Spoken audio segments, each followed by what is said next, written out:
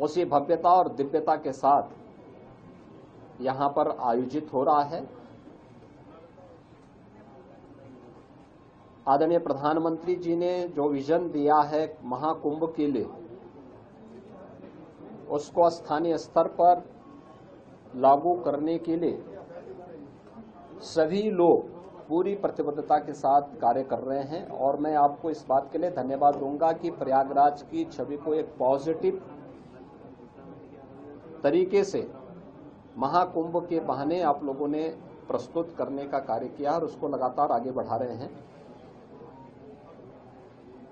इस दौरान हमारे सामने पौष पूर्णिमा और मकर संक्रांति के जो मुख्य स्नान थे वे संपन्न हो चुके हैं और आगामी जो स्नान है, जिसमें मौनी अमावस्या का स्नान 29 जनवरी को और बसंत पंचमी का 3 फरवरी को, ये दो बड़े महास्नान हैं जो कुंभ की शोभा है, इस महाकुंभ की शोभा है। 7,000 से अधिक संस्थाएं अब तक यहां पर आ चुकी हैं और मेरा मानना है, आज मैंने पूरे महाकुंभ एरिया का सर्वे किया है। प्रातःकाल से हम लोग देख रहे हैं यहां पर जो लोग आज संगम तट पर स्नान करने वाले श्रद्धालुओं की संख्या और यहां पे रहने वाले कल्पवासियों और अन्य संस्थाओं से जुड़ी हुई पूरी संख्या को अगर हम देखेंगे तो यह बढ़कर के लगभग 1 करोड़ से अधिक लोग आज के समय में यहां पर मौजूद हैं, यानी इतनी बड़ी संख्या।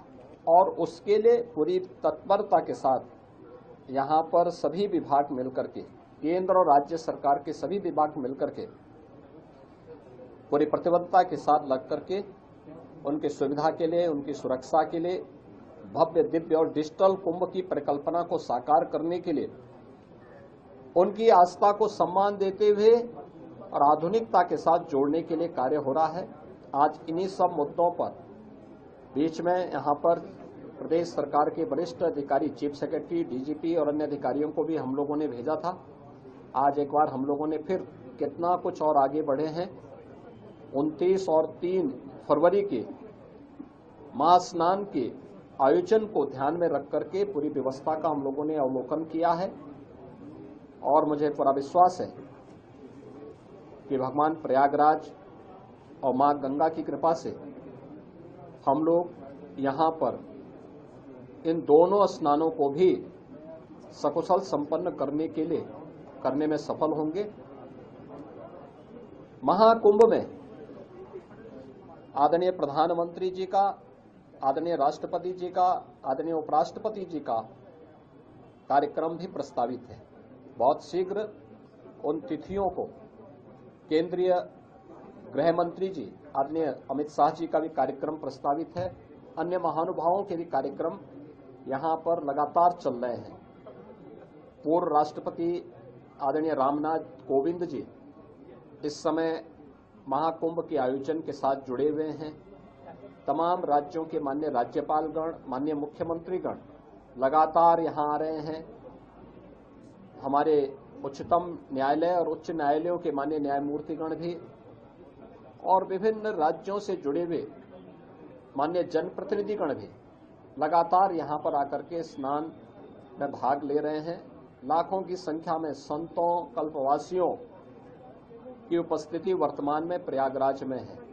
बड़ा भव्य और दिव्य आयोजन हो रहा है, अनेक धार्मिक अनुष्ठान हो रहे हैं और प्रयागराज की महिमा जिन कार्यों के लिए जानी जा रही है, माँ गंगा, माँ यमुना और माँ सरस्वती की इस त्रिवेणी में, वह सब कुछ आज यहाँ पर देखने को मिल रहा है।